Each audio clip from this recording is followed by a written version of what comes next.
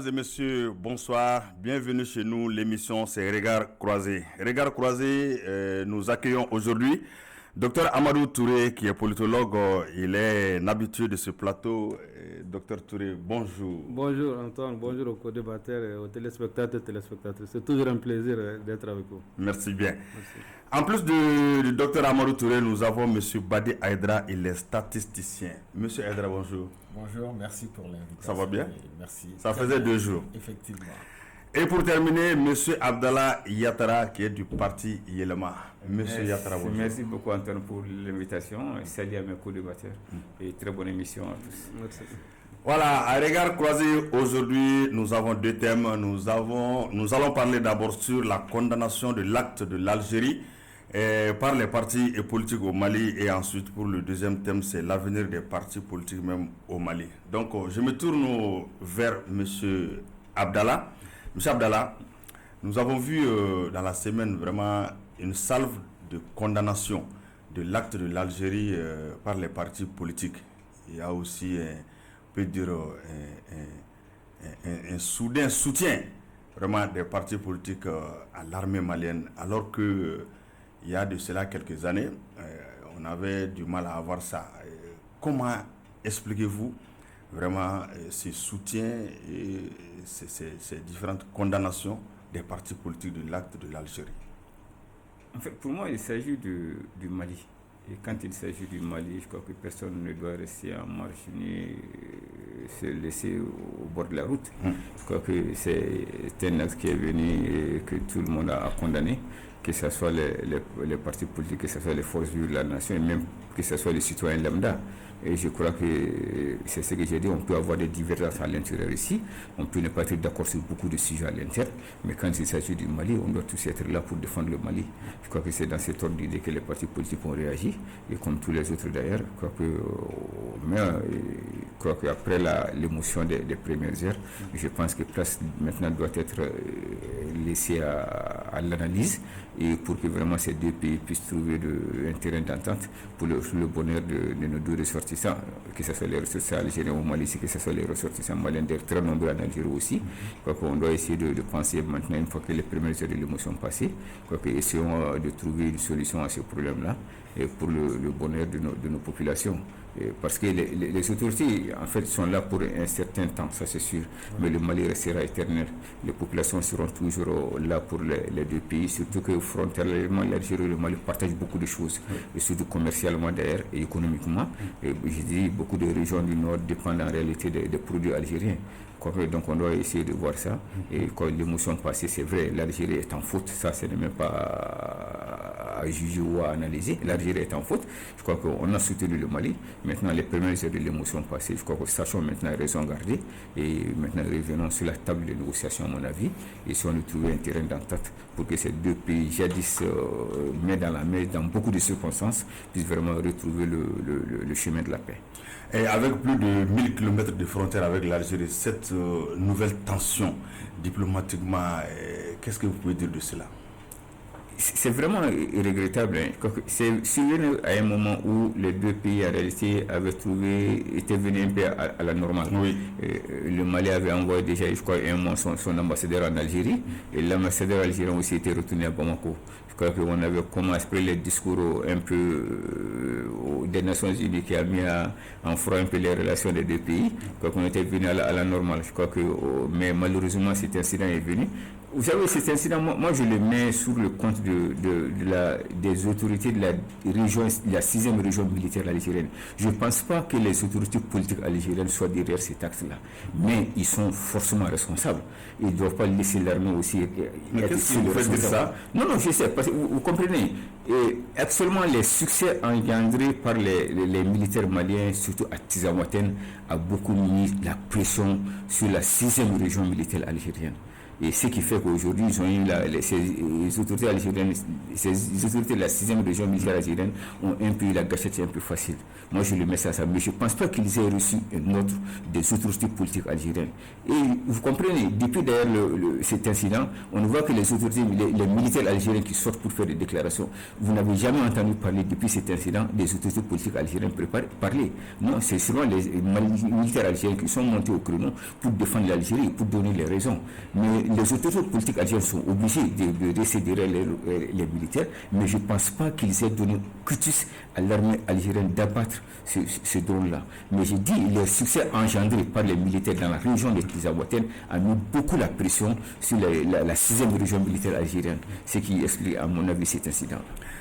Monsieur Touré, en voyant vraiment ce soutien à l'armée du Mali, les partis politiques, vraiment, si on peut le dire, cette union sacrée, on a vu beaucoup de communiqués, vraiment, ça faisait très longtemps qu'on n'avait pas vu ça.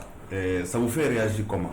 Bon, à l'entame, je dirais qu'il n'est jamais trop tard pour bien faire.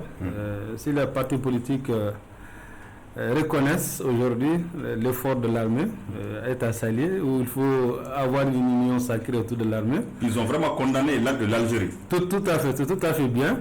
Mais avant de rentrer en profondeur, je vais revenir sur deux faits.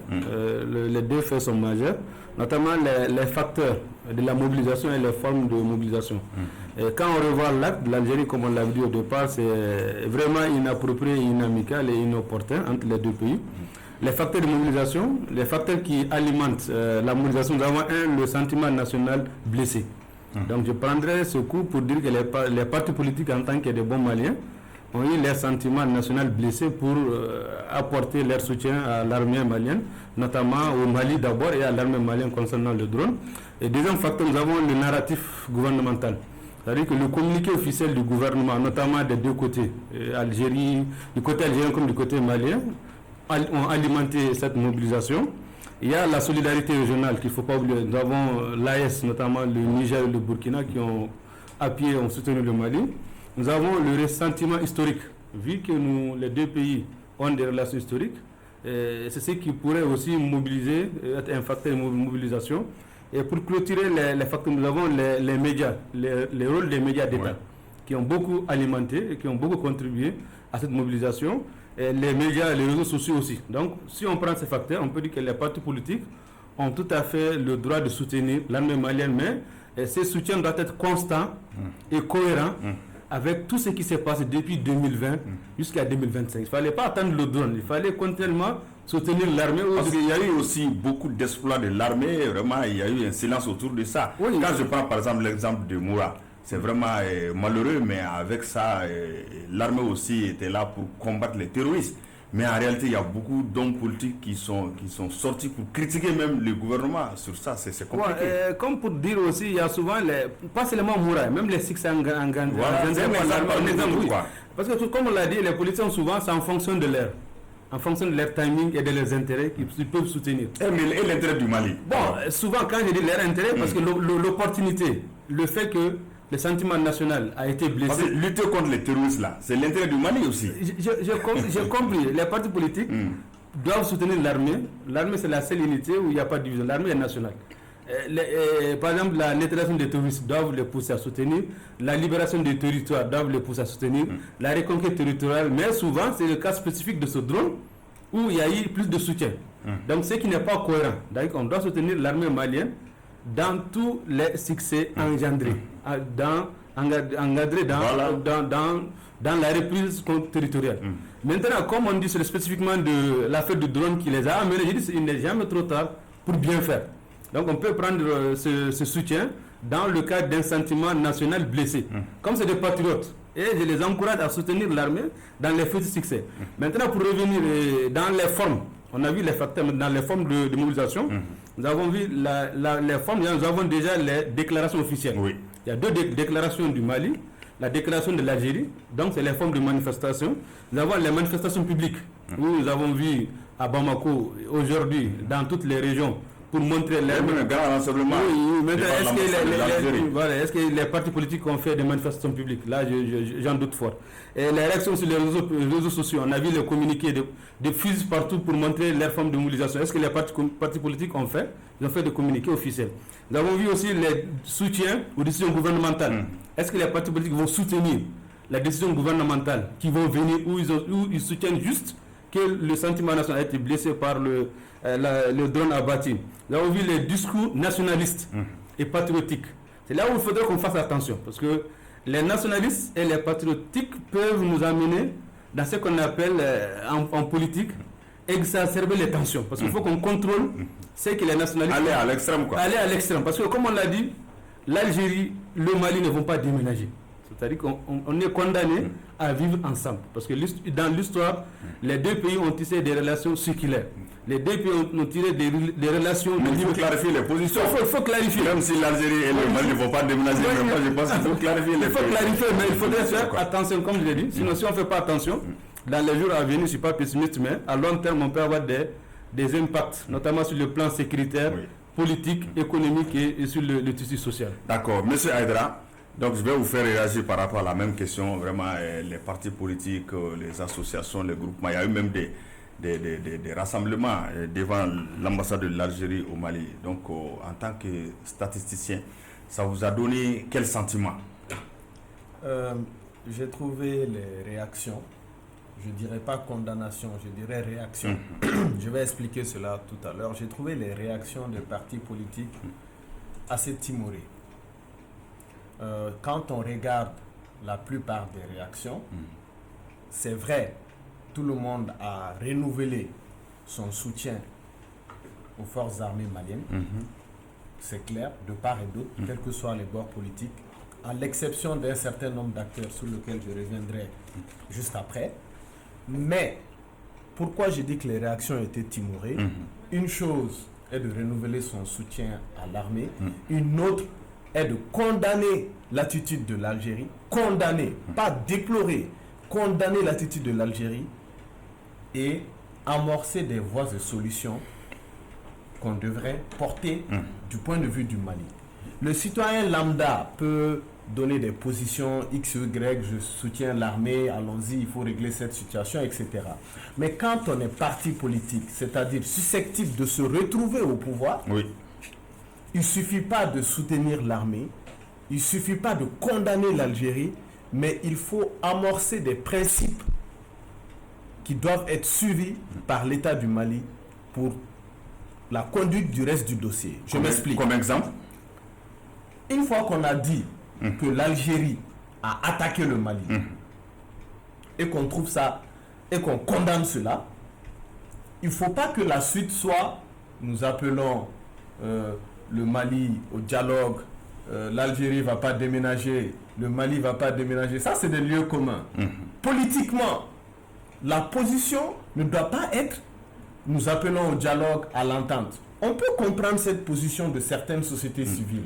Mais des grands partis qui sont amenés à être au pouvoir doivent amorcer des voies de sortie. Exemple, qu'est-ce que nous attendons de l'Algérie en termes d'exigence dans ce dossier? Primo, qu'elle éclaire la lanterne sur les circonstances dans lesquelles, les raisons pour lesquelles ils ont abattu notre drone. Qu'elle s'explique.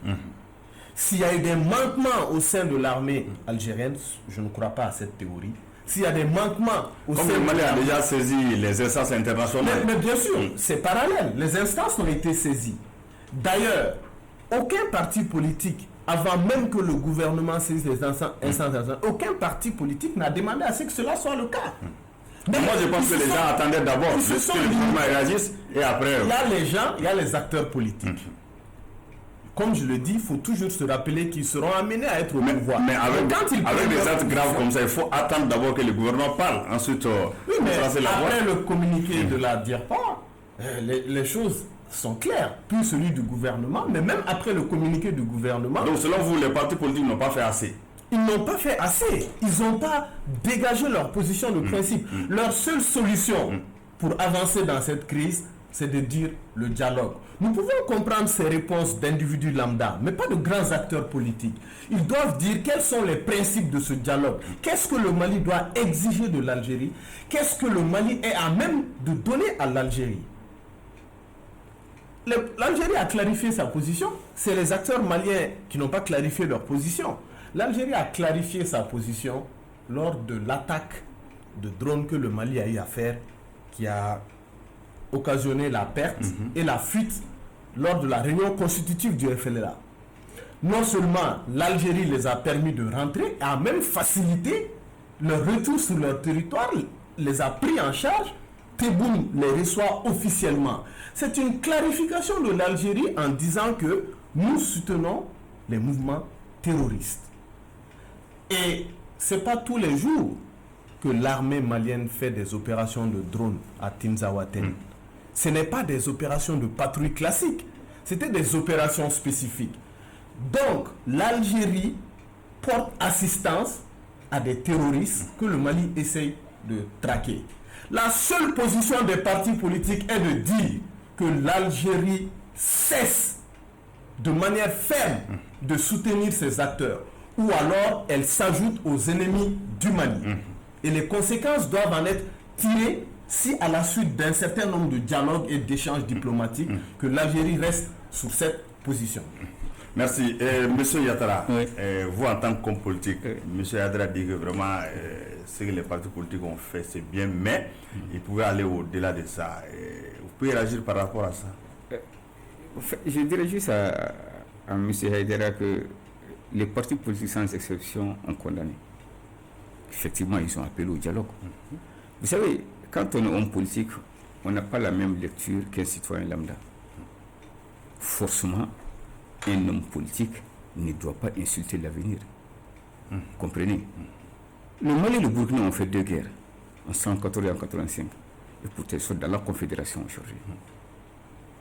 Mais ce qu'il dit là, ce n'est pas aller à l'extrême, mais c'est aller au-delà de la condamnation. Non, forcément. Ces 2 pays-là sont appelés, quel que soit Alpha, un jour, à s'asseoir autour d'une table pour discuter de leurs différends. L'essentiel, c'est de condamner. Si tu condamnes, il faut aussi proposer des solutions. Il ne faut pas uniquement rentrer dans la condamnation et ne pas proposer des solutions. C'est ce que les partis politiques ont fait. Ils sont dans leur rôle comme ça. On n'a pas lâché l'armée. Aucun politique n'a lâché l'armée.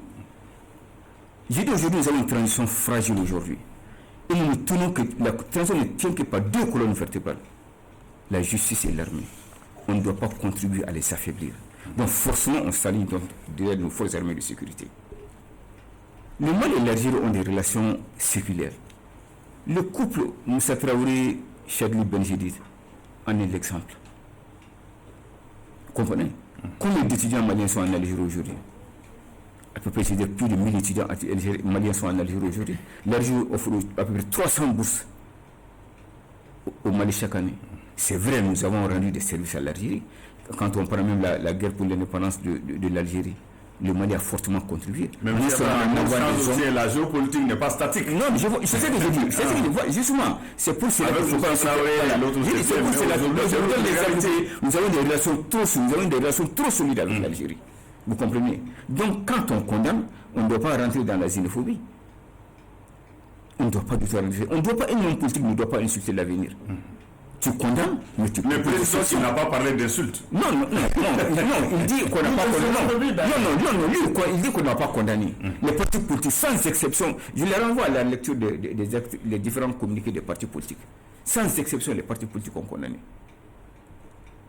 Mais que voulez-vous qu'ils fassent en défaut de la condamnation? C'est de proposer des solutions.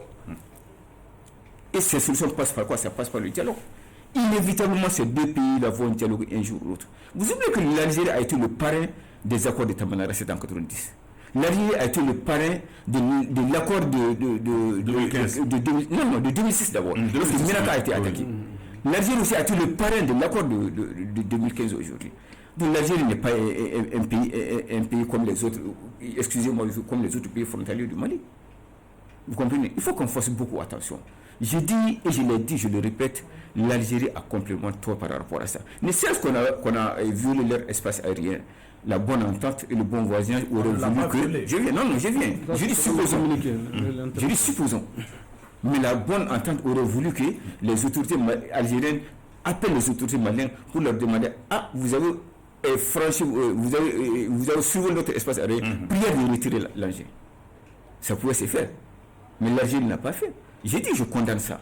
Le fait que l'Algérie ne devrait pas venir à détruire cet engin-là aujourd'hui. C'est comme si l'Algérie retournait les armes contre un pays qui l'a défendu en 1961, en 1960 jusqu'en 1962 pour sa guerre de libération. Plus que ça, même en avant des hommes, des militaires en Algérie, le Mali aussi a fabriqué des timbres pour que chaque 5 francs soit reversé aux FLN pour lutter contre les Français. On a beaucoup fait pour l'Algérie. Et d'ailleurs, Bouteflika, comme on disait, Bouteflika, le Malien, il avait sa villa. Enfin, le Mali servait même de base arrière au FLN. Donc, le Mali a beaucoup fait pour l'Algérie. Donc, l'Algérie ne veut pas du tout détruire cet engin-là.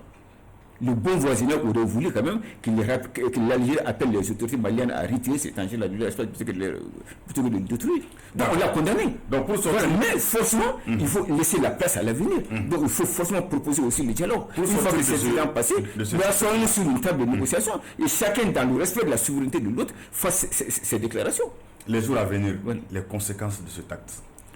Bon, le dossier est déjà au niveau des Nations Unies. Le Conseil de sécurité a été saisi pour définitivement trancher ce problème-là. Les autorités algériennes vont amener leurs preuves, les autorités maliennes vont amener leurs preuves, et c'est au Conseil de sécurité des Nations Unies de trancher, de donner qui a tort, qui a raison.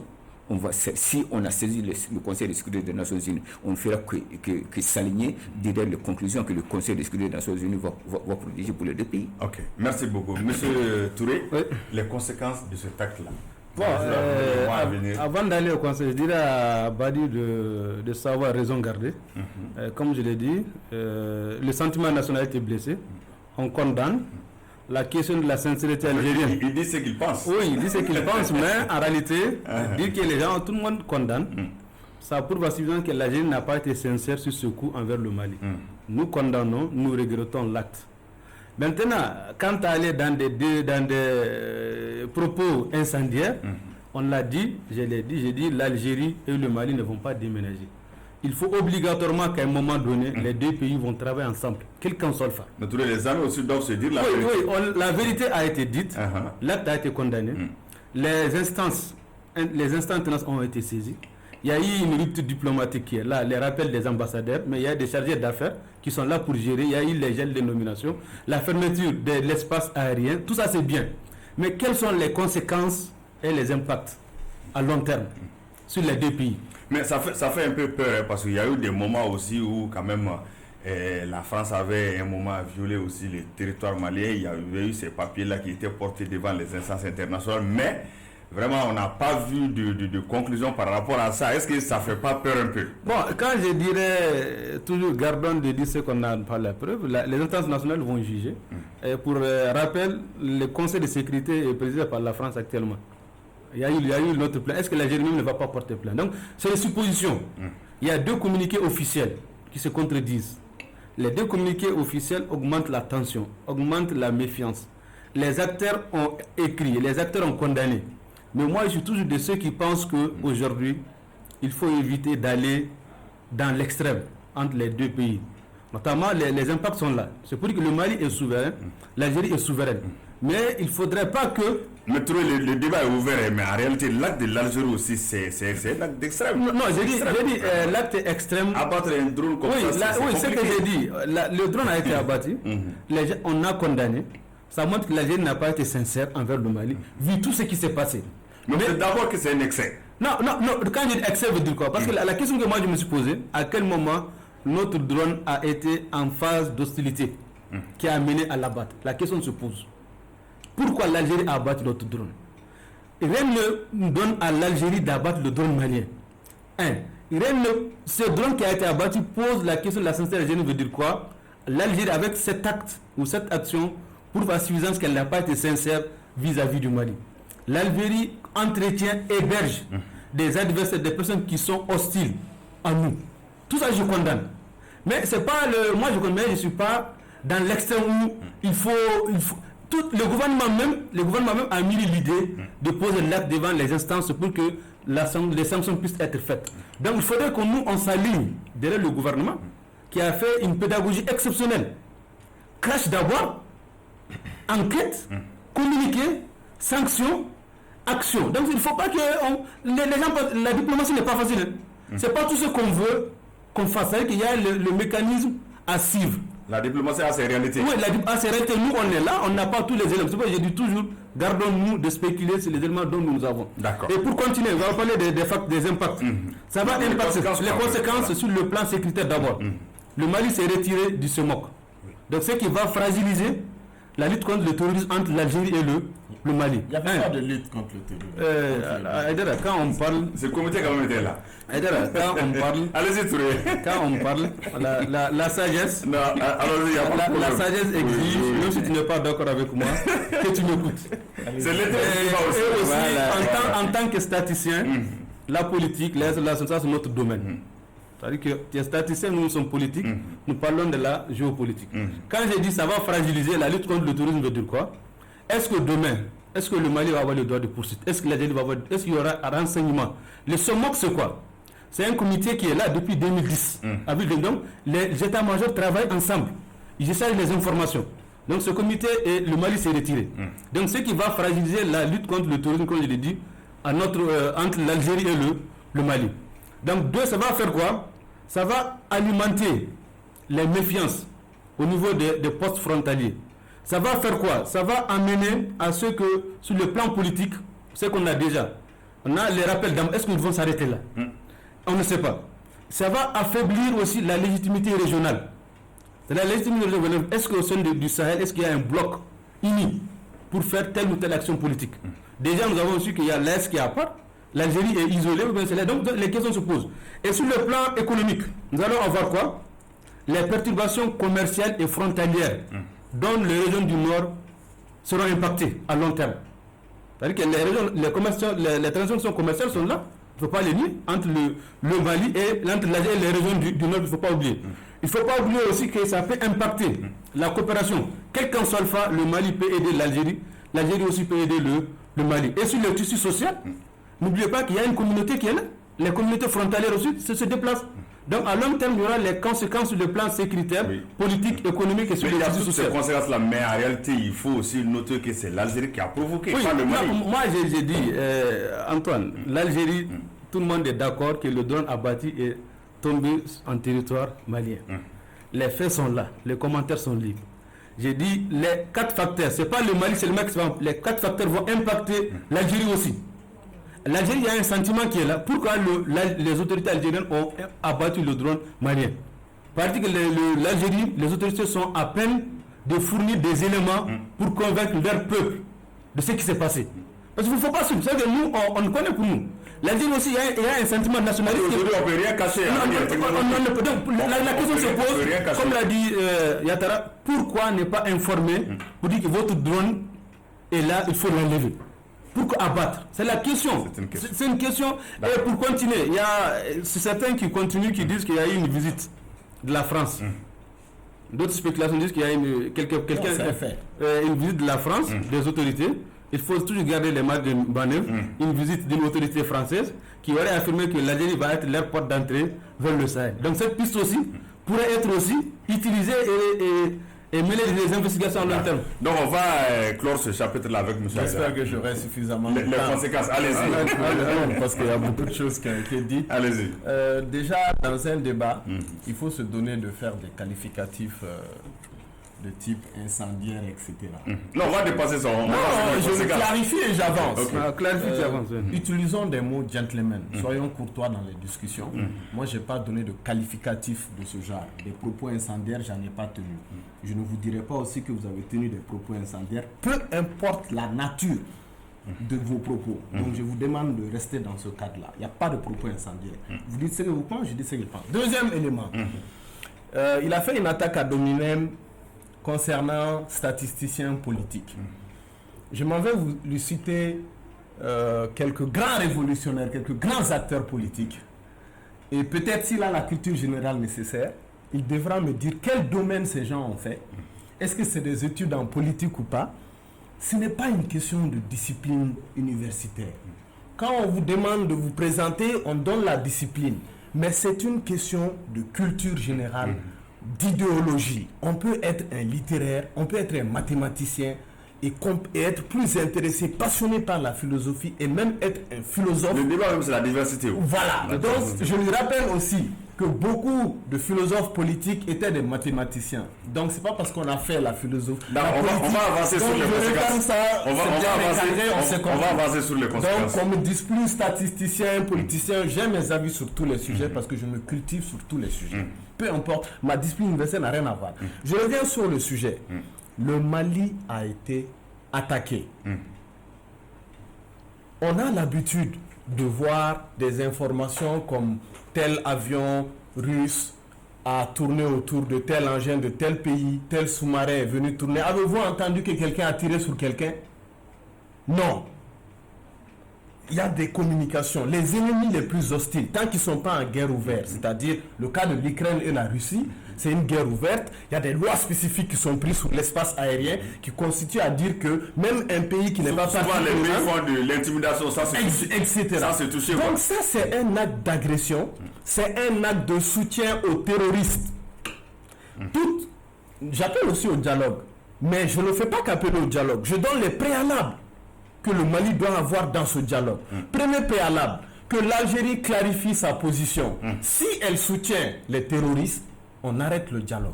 Mais oui, c'est la même chose. J'ai la même position. C'est comme si les mouvements terroristes nous demandent de négocier tout en continuant à tuer nos populations.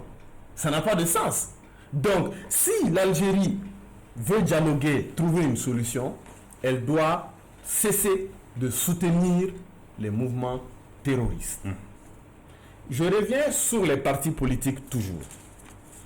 Condamner, premier point. Deuxième point, appeler au dialogue. Troisième point, donner du contenu au dialogue. Dans les jours à venir, les mois à venir, les conséquences... Il faut donner les contenus.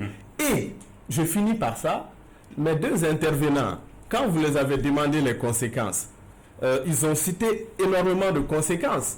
Ils n'ont pas donné les conséquences du point de vue de l'Algérie. Parce que, en réalité, c'est l'Algérie qui est en difficulté dans cette situation. Parce qu'il y a une alliance AES qui est en train de monter. Il y a un rapprochement AES-Maroc dont l'Algérie a horreur. Parce que si cela se fait... Ça, c'est un autre débat. Mais posez-vous la question, pourquoi l'Algérie fait cet acte d'hostilité? Il y a un lien. Donc, si l'Algérie est un voisin, là où je les rejoins, l'Algérie est un pays voisin.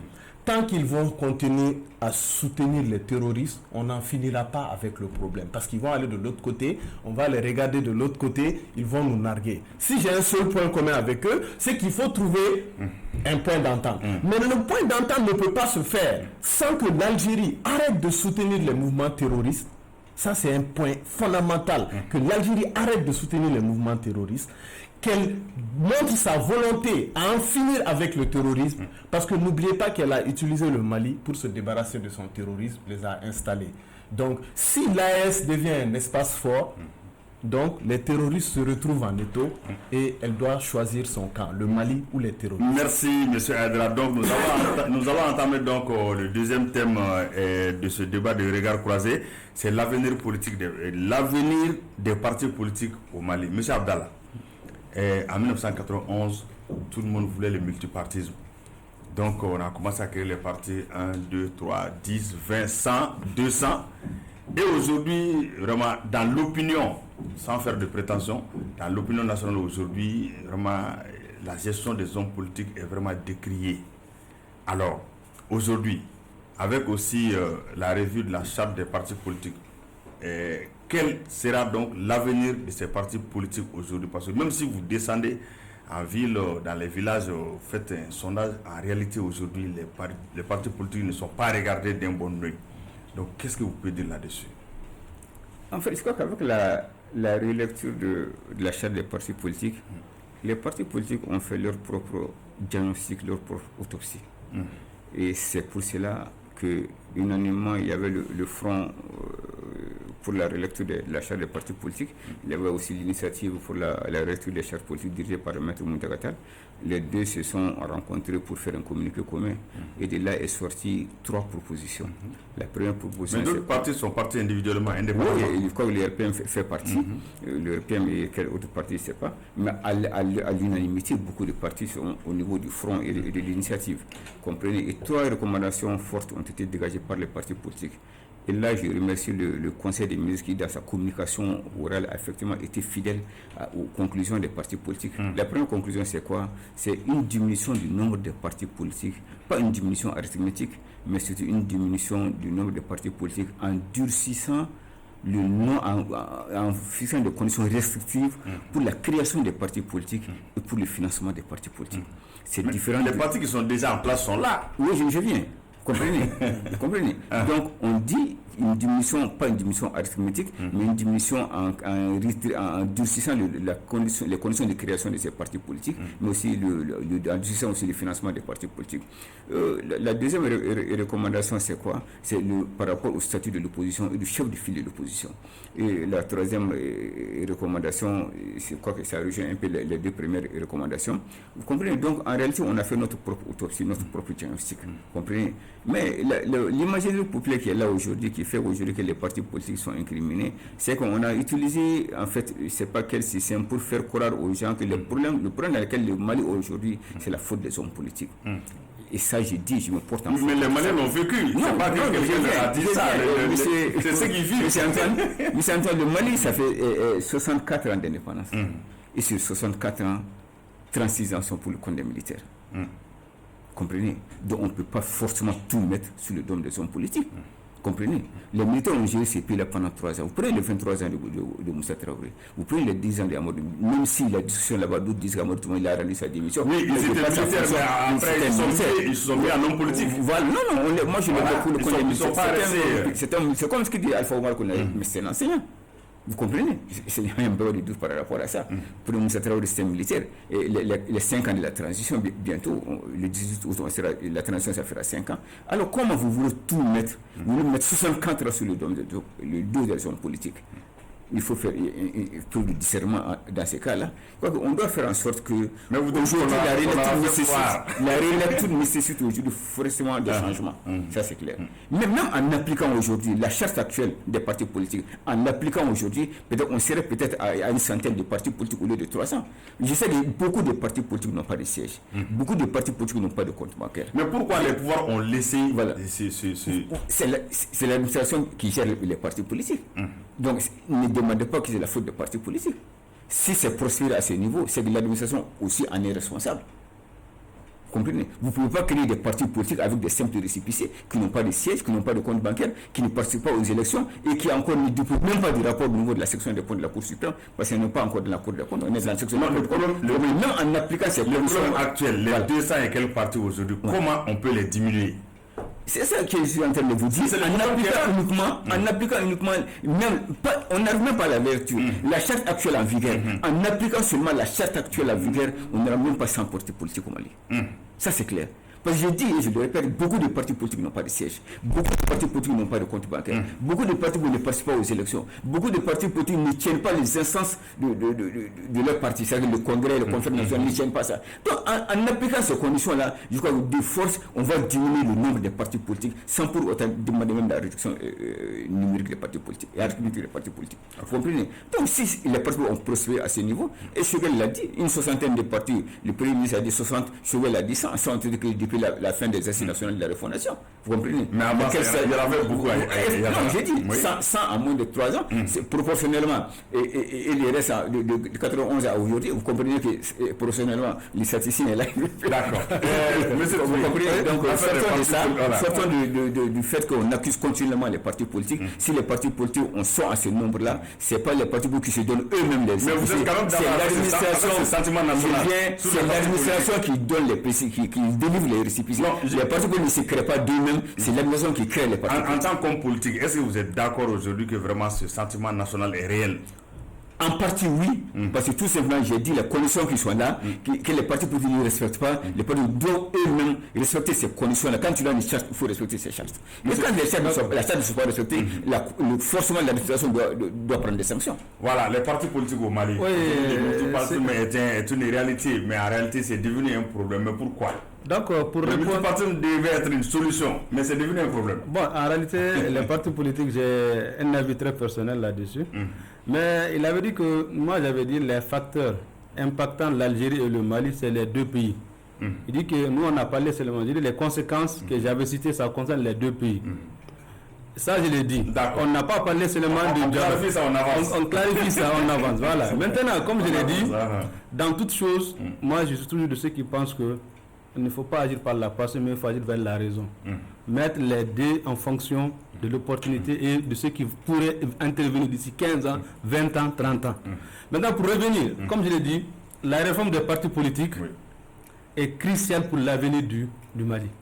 C'est une des réformes institutionnelles qui donne plusieurs opportunités. Avec ces 200 partis, qu'est-ce qu'il faut faire aujourd'hui? Avec ces 200 partis, je suis d'avis. Ou 300. Bon, on parle de 300. On parle de 300. Ah, ouais. Il faudrait voir les critères de création et d'enregistrement. Cela veut dire qu'il faut durcir, il faut mettre les critères d'abord. Comme Yatara l'a souligné, il y a des partis... Ils sont déjà créés. Non, ils sont créés, ils sont là, mais c'est des partis dans des sacs, souvent des GIE, qui n'ont rien. Pas de siège, pas de compte bancaire. C'est que quand tu appelles seulement, il vient. Il faudrait que, c'est ce que je dis, l'opportunité est là pour revoir tout ceci, quitte même à appliquer la charte qui existe à 100% seulement, il va y avoir une réduction. C'est-à-dire qu'il faut vraiment... Bon, on revient. Pourquoi on n'a pas appliqué une charte qui est là? Combien de pouvoirs sont passés par là? Comme on l'a dit en politique, toujours c'est les opportunités. Par exemple, ce qui était là, par exemple, ça a arrangé. Il fallait attendre les assises nationales, où les critiques fusent de tous les côtés, où il y a un sentiment qui est là, qui est contre les partis politiques.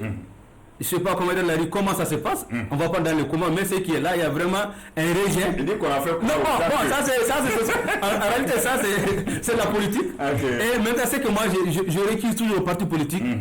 À part quelques-uns, la plupart, il manque la constance et la cohérence. Constance et cohérence veut dire quoi? Quand il y a un parti politique, il faut respecter les critères. C'est-à-dire que certains partis politiques, c'est eux-mêmes qui sont à la base, pas dans l'ensemble, qui sont à la base de ce rejet. Il y a des partis politiques même qui sont créés, ça fait des années, vraiment une décennie, 2 décennies. À chaque élection, c'est eux qui soutiennent d'autres. Oui, c'est ça. Avec la réforme actuelle, comme je l'avais dit, on peut aller sur 4 points. D'ici les conditions, revoir les conditions de financement, et revoir les alliances contre nature. Ça pose problème. Des gens qui ne se parlent pas, ils sont ensemble. Et revoir aussi la gestion interne des partis politiques. 98% des partis ont les mêmes présidents. Depuis 92 jusqu'à aujourd'hui. Les mêmes candidats. Mais ils se disent élus. Bon, élus. Est-ce qu'il y a en réalité, est-ce qu'il y a un démocratie à l'interne des partis?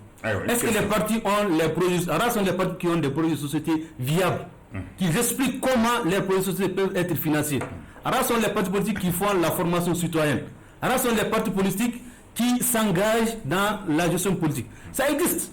Mais moi, je ne suis pas contre. Mais en réalité, cette situation, même les partis politiques sont d'accord que la charte qui existe a vieilli. Il y a des insuffisances qu'il faudrait corriger. Donc la réforme va être une opportunité. Maintenant, comme je l'ai dit, le pouvoir est la quête perpétuelle des partis politiques. Un parti politique qui n'a pas de pouvoir n'existe pas. Ils sont dans leur logique de chercher tout le pouvoir. Mais en exemple, est-ce que la dissolution est une solution? Bon, la dissolution... Table rase. La dissolution... Et puis on parle des la dissolution pourrait être une opportunité pour l'État. Dans cette situation, la dissolution pourrait être aussi source de problèmes. Et entre l'application et la dissolution? Entre là-bas, je préfère surtout qu'on applique strictement les règles. Parce que quand on va dissoudre, il y aura une résistance des partis politiques. Mais comme je l'ai dit, d'autres cieux ont dissous carrément pour aller de l'avant. Mais si il y a ce qu'on appelle, n'oubliez pas, le ministre l'a dit en conseil des ministres, il y aura les consultations. Les consultations en phase régionale 16-17 et consultations nationales où tout le monde va venir. Donc, à l'issue de cette consultation, les délégués pourront statifier, ils pourront quantifier, expliquer pour dire est-ce qu'il faut dissoudre, est-ce qu'il faut réduire. Mais dans tous les cas, pour moi, ce serait une opportunité.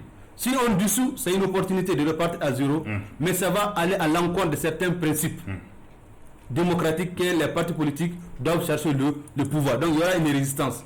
On redit aussi il y aura une résistance. Donc on va attendre les consultations. Les consultations qui certainement vont proposer. Et les consultations, pourquoi moi j'apprécie surtout cette consultation? Parce que ça va donner deux facteurs. L'appropriation nationale de la charte. En plus des partis politiques, les Abdallah ont donné leur point de vue. Les forces vives vont donner. Ceux qui sont dans les ambassades, les magistrats vont donner. Le gouvernement va cumuler les trois propositions pour élaborer une future charte. Maintenant, le deuxième point, ça va, en plus de l'approbation nationale, ça va donner une légitimité à la nouvelle charte qui va dire qu'il y a eu l'inclusivité et la participation de tout un chacun. Mais un parti politique qui n'a pas de conquête au pouvoir n'existe pas. Et les partis politiques, moi je suis aussi d'avis, dans les consultations, ça c'est mon avis qu'on peut prendre en compte, suspendre le financement des partis politiques. Un parti politique doit avoir les moyens de sa politique. Mais ce financement-là est adossé à une loi. Oui, et adossé, mais en réalité, tout ceci doit amener à ce que l'État l'opportunité pour reprendre à une application stricte. Parce qu'on a vu, même sur le plan légal. Même sur une application stricte. Même si tu dis que tu as un siège, il faut qu'on vérifie. Les papiers, il faut qu'on vérifie. C'est comme l'application qui pourrait faire défaut. D'accord. Monsieur Aïdara, les partis politiques, aujourd'hui, vraiment, ça fait couler beaucoup d'encre de salive. Votre avis là-dessus? Alors, déjà, ce qui est titré, c'est l'avenir des partis politiques. Moi, j'aimerais faire un petit pas de côté sur la philosophie politique. Simone Veil, philosophe française, a écrit un essai, je crois, dans les années 40. Note sur la suppression générale des partis politiques. Dans ce petit extrait, elle analyse les bienfaits et les désavantages, les effets néfastes que les partis politiques contribuent à instaurer dans un pays et le clivage que les partis politiques installent au sein de la population. C'est une critique profonde des partis politiques. Là, avant de parler de l'avenir des partis politiques, il faut faire d'abord le bilan du multipartisme intégral. François Mitterrand, discours de la boule. Moussa était encore président du Mali. Il déclare le multipartisme intégral comme la voie à suivre pour que les pays africains puissent bénéficier de tout le système de Bretton Woods, Fonds mondial, les différentes aides, les réseaux des ONG, les agences de développement, AFD, USAID, Fonds danois, etc. Toute cette myriade de soi-disant partenaires techniques et financiers. Ils l'ont imposé, les pays africains sont allés dans ce sens. À cette époque, tous les pays de l'Afrique de l'Ouest n'étaient pas dans le multipartisme intégral.